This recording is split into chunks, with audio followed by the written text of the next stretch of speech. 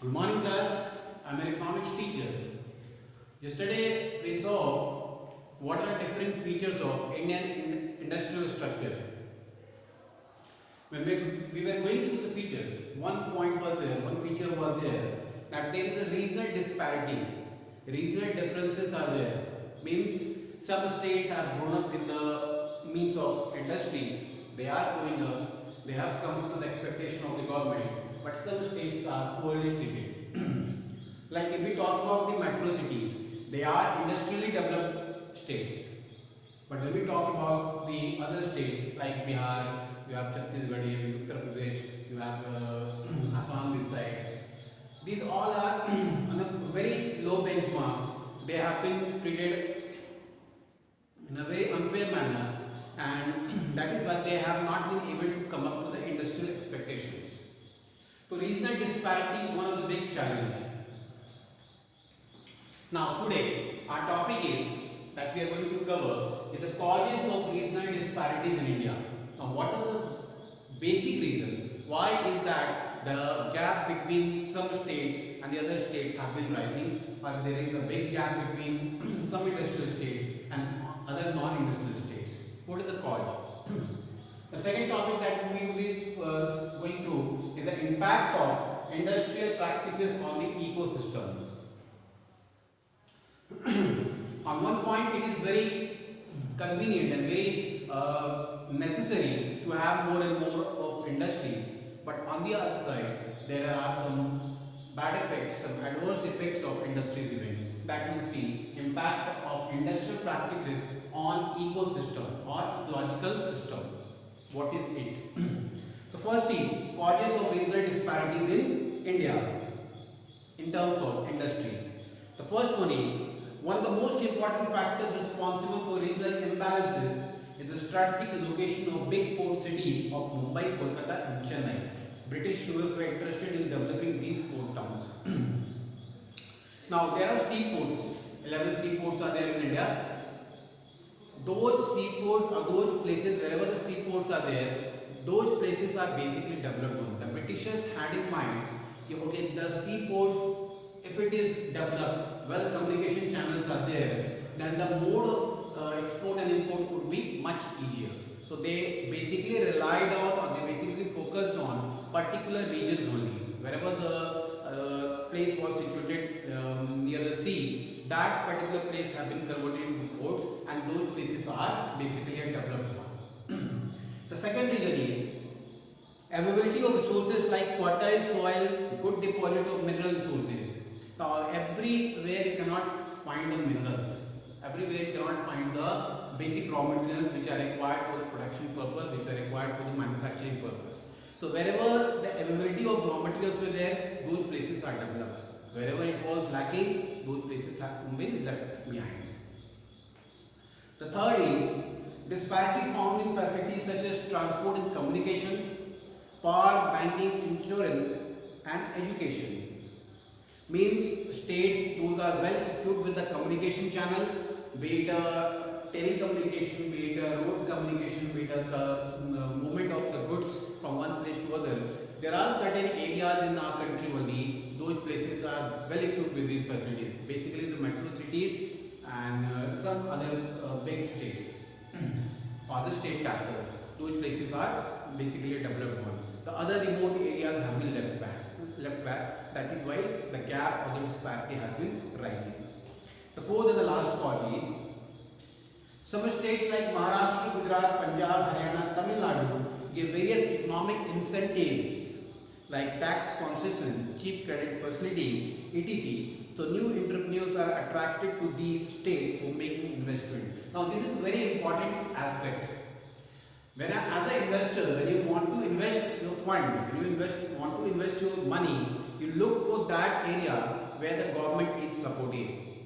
Wherever the government is supportive and wherever you get certain facilities like safety, security, you have a communication channel, you have a telecommunication over there, and the proper banking channels are there. These are the facilities or these are the basic means that you look for.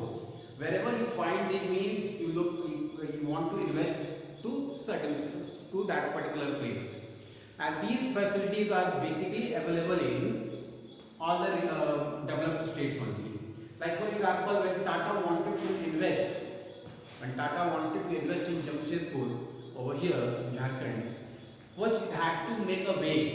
The way was it had to develop these states or develop this particular town, Jamshedpur, and it had to inquire all the basic facilities so that the employees or the workers who are going to work, they get everything: a good school, a good hospital, a good communication channel, a good road network, safety and security of the employees, and the business, the banking facilities are there. This whatever means, whatever basic requirements are there, those are fulfilled by the business entrepreneurs. Then only they feel like investing. If there is a threat, if there is a danger over security, they are not going to come. So this was about the causes of regional disparities. Why is there the gap between the some states and the other states have been rising, or why some states have flourished as a good industrial state, whereas others are lagging behind. So these were four reasons. Now the other topic is impact of industrial practices on the ecosystem. What is the impact or what is the effect of industries on the ecosystem? How is ecological balance disturbed? We tend to talk about these, that we are facing a lot of problems, that the nature is not responding as per its scheduled time. The monsoon begins before the time, and it gets hotter and hotter day by day. So why is it so? There is a somewhere imbalance is there. That imbalance is one of the reason is a lot of industries have been coming up, and they have been creating a lot of smokes, a lot of waste smokes, which are harmful for the environment and harmful for the all the citizens of the country. So today we'll see the impact of, what is the effect of this. First, before we begin, what is an ecosystem? Ecosystem, in a very simple term, in a very layman's term, it means a place where the living and non-living organisms come up together for better fulfillment of their, or for better sustenance of their own life. When taken together, it becomes an ecosystem. An ecosystem or ecological system can be defined as a group of living and non-living things which are interdependent and found in a particular type of environment. We find over here living and non-living things. Both the things over here, when they combine together, it becomes an ecosystem. So we are here to talk about the impact of industrial practices on the ecosystem. Man is closely related to his ecosystem. He is dependent on it like any living thing for food, water, air, space and shelter. Why are we dependent on the environment? We tend to be dependent on environment because we require all the basic raw materials from the environment only, from the nature only. He needs a variety of natural food to keep him alive. His metabolic wastes are returned to biological abiotic systems of the earth. That the balance in the ecosystem is maintained naturally. Whatever your waste is, that is again for the society, environment, and through which it balances itself. However, rapid economic growth and industrialization have led to reckless exploitation of natural resources. As a result, the natural balance of the ecosystem is disturbed. See, a lot of industries are coming up. A lot of industries are leaving out dirty smokes or waste smokes, which is creating an imbalance in the ecosystem. But the nature revives in itself. There is a term, there is a line we call it, the nature revives in itself. The nature is one who does not wait for the human beings, who does not wait for the living beings to repair it, but it revives on its own. Like for example, before the coronavirus, there was a lot of talk about that the Delhi have been suffering from the smoke, or it is not, the air has become impurified now, it is not pure to inhale even. So people were struggling a lot of them. Then the government came up with the idea of odd and even. Odd and even means that on Sunday, the numbers which have the vehicles which have the odd number ending with the odd number will be run, on Monday the vehicles which have the even numbers will be run, just to maintain the balance of the ecosystem. These all steps were taken by the government to maintain an ecosystem. Burning of crackers in the Diwali and all the other fire smokes were stopped just to create filtered or the purified air in the nature. The moment Corona attacked, everything was stopped. No movement was there, no car was moving, no vehicles were moving, no transporting facilities were there, no airplanes were moving, no railways were moving, no industries were working, all of them were stopped, put a stop. So the moment they were put a stop, no smokes were created out, and all of a sudden the nature revived itself. The pollution, which was a big threat to the Delhi government or the Delhi people, have become now a very purified one, and people are living a very fruitful life over there now. Means the nature has revived itself. When something is beyond control, that cannot be controlled, the nature takes an active role. The ecosystem is being constantly destroyed. Deforestation, that is felling of trees. Deforestation is felling of trees. When you cut a tree, that means you are deforesting a particular place. Deforestation is caused for more land for agricultural and human settlement. Now, why is the deforestation done? The reason is just to acquire more and more of land so that the people can settle down, or more and more of industries can be started over there. That means that there is a reduction in the agricultural land. The agricultural land has been losing now, and the industries have been coming up. Primary sector is losing its importance, and secondary sector is rising, which is not a good sign for the economy.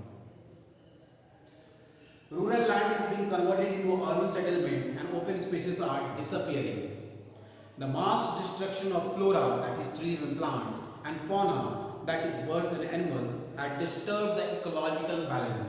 Now, this is because whenever the flora and fauna, whenever these are destructed or whenever there is a destruction in these, it disturbs the overall environment, it disturbs the overall ecosystem of the country, of the place. Once an ecosystem is destroyed, its inhabitants tend to lose their existence. And remember, we are surviving here, we are surviving on this planet because of the ecosystem only. The moment it is disturbed, we will not survive, our existence will come to an end. Increasing industrialization and rapid economic growth have led to severe environment problems. Accumulation of waste through industrial practices is one of the major reasons for damaging the ecosystem. Now, accumulation of waste. The wastes are accumulated. The basic waste that comes out from different sources is through industries only, which pollutes the air, which pollutes the river, which pollutes the water, which pollutes the overall aura of the environment, and that is why there is an imbalance in the ecosystem. Now, how are different industries suffering, or how are different industries being a part of the impact of the industrial destruction? Like for example, mining industry. Mining industry in India produces coal, iron, or mica, bauxite, and manganese. How are they creating a problem? Impact on land. There are certain points that you need to note. Impact on land. What is the impact on land of mining industries? Large mining operations often involve conversion of agricultural land into roads. The moment mining industries are being set up, all agricultural land have been lost now. They have been made a road or have been used for different purposes other than agricultural purposes. Second is pollution of air. Whenever the mining industries begins, it pollutes the nearby area air. Wherever it's set up, like we see in the Kalari, the air over there is very polluted. When you go from here and the moment you land up in Kalari, when you come out from there, you tend to become dark. That is, the coal dust have been in your face, and that is why it has impacted the pollution of the air. Pollution of the air.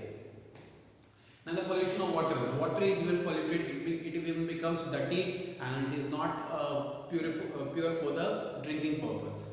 The fourth point is coal mines release wastewater that consists of coal dressing mine water that contains a large quantity of suspended solids. Now there are some suspended solids which fall in the water and which as a result creates a wastage of the water. Last 2 points. Metal mines discharge wastewater like mine water from smelters. This water is highly acidic and rich in suspended solids. Now Metal mines are mines which actually engage in the production of metals. Wherever they release the water, that becomes acidic or alkaline water, which is not safe for drinking. And the last is, there are wells from which petroleum natural gases are extracted. The drilling of these wells produce waste mine water that contains large quantities of salt. Petroleum mines are there, wherever the petrols or diesels are extracted or oils are extracted. Those particular places, wherever it is extracted, it releases a salt which is not good for the ecosystem. And the next topic is urbanization, impact of urbanization on the ecosystem. Urbanization is basically, in one line I will say, growing of urban population over the total population is urbanization. Whenever the urban population increases, when is the case when the urban population increases? It is when more and more industries come up and people tend to shift over there. That means, like for example, before the year 2000, when Ranchi was not the capital of Jharkhand, in fact it was in the hand of Bihar only, this place had more of the ecosystem. The ecosystem was more in a balanced form.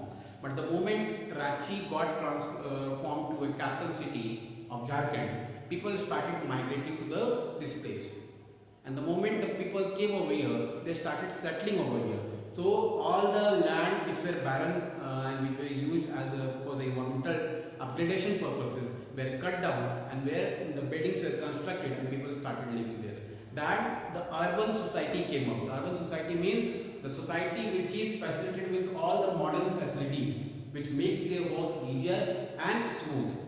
The moment these facilities were required, were demanded, the government fulfilled, and it was fulfilled on the behalf of the environmental degradation. So, which as a result turned out to be urbanization in a particular process, but as a result, it actually harmed the society. So, urbanization is basically growing of urban population over the total population. Thank you, class. We'll stop it over here. Tomorrow we'll see the rest of the points. Thank you.